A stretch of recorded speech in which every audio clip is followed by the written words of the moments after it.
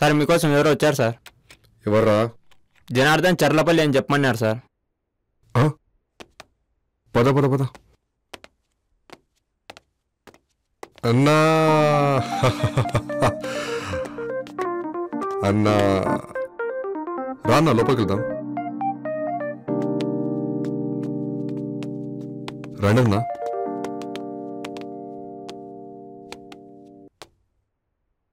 ఏం మున్నా, ఏంటి సంగతులు? ఏముందన్నా, నా పెళ్ళ మీద పని చేయమంటే ఈ ఆఫీస్ పెట్టినా అట్లా నడుస్తుంది. చిన్న పనిరా. చెప్పన్నా. మా అబ్బాయి విజయ్ మీ కంపెనీలో పనిచేస్తాడు, ఏమంటావు? అనడానికేముందన్నా, కంపెనీ అని ఇది. అది కాదురా, ఖాళీలున్నాయా?